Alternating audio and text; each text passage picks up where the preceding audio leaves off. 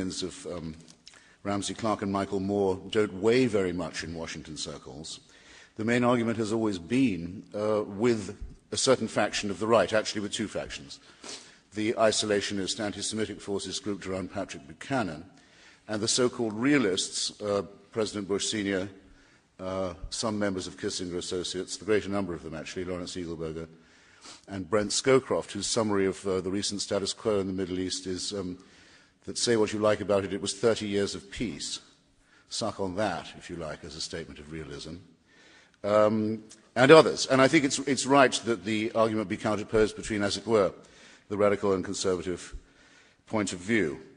In 1989, when the collapse of the communist system occurred, it seemed to many people, including for a while myself, that the era of the one-party state and the one-leader state was finally over, and the one-state ideology.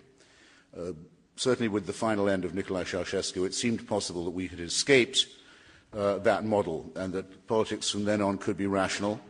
You remember there was talk even of a peace dividend at that time, of the possibility of really paying attention with our resources and our techniques to long overlooked problems in Africa and elsewhere, and with huge new frontiers of possibility in medicine and in science, and above all, a rough consensus on the idea of democracy. I once calculated how long that period, which some called, partly optimistically, partly pessimistically, the end of history, had actually gone on. I can't remember now precisely how many days of it we had. About 130, I think, of the new era, until Slobodan Milosevic invaded Bosnia. And Saddam Hussein did not invade Kuwait, but as you should and no doubt do remember, annexed, abolished, fully occupied, took possession of it, made it a part of Iraq, the unprecedented assault on the principle of the United Nations, the abolition of one of its member states, also a full member in good standing of the Arab League, the Non-Aligned Movement, and the Islamic Conference. This was followed by the nightmare of Rwanda, which the international community did nothing to prevent, by the slow and unnoticed acquisition by North Korea and Iran of thermonuclear weaponry, and behind it all lurking the deadliest threat of all, and the one that combines in its most horrible way the concept of the one leader with the one God and the one state and the one new empire and caliphate, the ideology of Islamic fascism. Now, the question really is a macro one, therefore, in my opinion, my submission to you, ladies and gentlemen.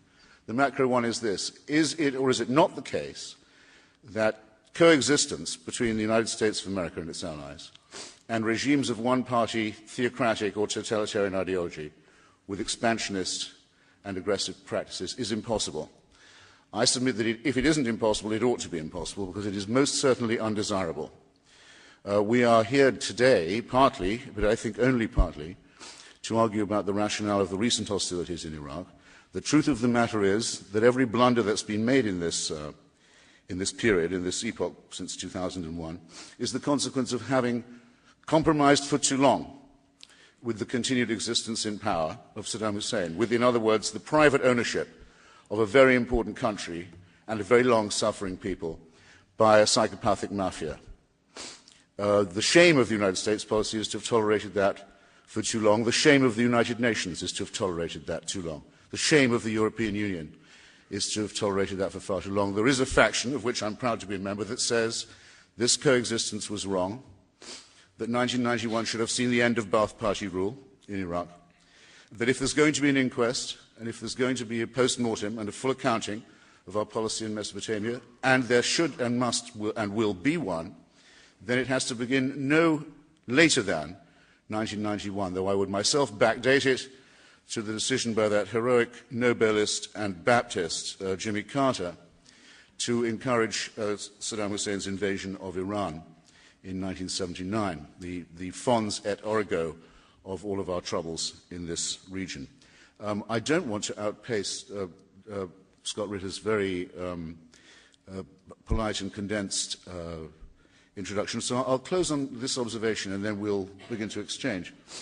On this point of the legality of assuming the right to change the government of another state, I think there are 4 points that absolutely must be borne in mind. a state is deemed to have lost its sovereignty and to have become subject to intervention and regime change on one of four conditions: that it has violated the Genocide Convention, of which we are signatory. Genocide Convention mandates that in the case of the advice of an attempt to destroy in whole or in part a national or ethnic group, that action be taken either to prevent or, if that's not possible, to punish that action. That's an obligation.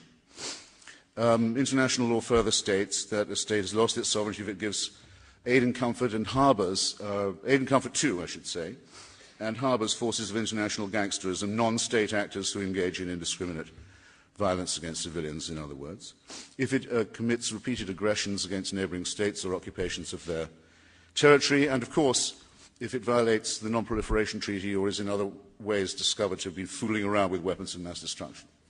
Iraq has violated all four of these very important precepts, or under the leadership of Saddam had violated them several times. Another confrontation with the Saddam Hussein regime was inevitable. I've never heard a single argument from anybody who says that that contingency was an avoidable one. Another round with that regime, imploding even as it was, and becoming more dangerous as it imploded, was a sure thing. The question you have to face, and face as if you had to take the decision yourselves, not as spectators, not as consumers, not as mere onlookers, as if you had to take it yourself. The decision you have to make is this: who should determine the timing of that next inevitable confrontation? Should it again be left to Saddam Hussein, as it was when he decided to use the weapons of genocide on the people of Kurdistan, as it was when he invaded Iran, as it was when he abolished the existence of Kuwait? Or was it time, and long past time, for democratic nations and for democratic forces within them to insist, no, that we will decide the timing this time, and we will move Iraq into the post-Saddam era, and we will free its people from their appalling imprisonment, and we will certify their state as disarmed, which could not be certified other than by regime change, and we will prevent it from being used as a launching pad and training ground for gangsters from Abu Nidal on down. As I say, I think that decision was taken long overdue and in some ways incompetently, but I'm extremely proud to have associated myself with that side of the argument, and I'm going to maintain that till the last dog dies tonight. Thanks for coming.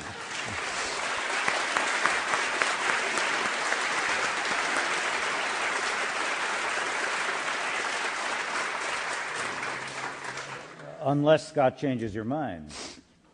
We can't tell the future, but all must be doubted, and all is available for dialectical rationalizing. I'm sure you have something to say. But Christopher, do you think there was at the time of Bush's invasion, at the time of his attack, do you feel that Saddam still retained a credible ability to inflict damage on other countries and the United States? What I wrote in my short book on the subject, which is called, for the curious, strangely neglected book, A Long Short War, The Postponed Liberation of Iraq, which takes the war as continuous between 1990 and 2005. It was this, that the threat of weapons of mass destruction in 2003 from Iraq was, as I put it, latent, not blatant. Thanks to the military victory in 91 and the work of UNSCOM afterwards, under the leadership of my friend Rolf Ekeus and with active participation from Scott Ritter, it was possible to account for quite a number of those weapons, even though a ministry of concealment was still in operation in Baghdad, led by Hussein, a ministry for deception of inspectors. Since the invasion itself, we found things that we weren't even looking for, that we didn't know to accuse them of. For example, a plan, we have all the documents of it, in March 2003, a Ba'ath Party delegation going to Damascus to meet with the envoys of Kim Jong-il to buy North Korean missiles with longer range than was permitted by the inspections off the shelf. We didn't know they were even trying that. We know that now. The nuclear centrifuge, the elements of which were buried in the garden of Dr. Mahdi Obeidi, Saddam's chief nuclear physicist, and were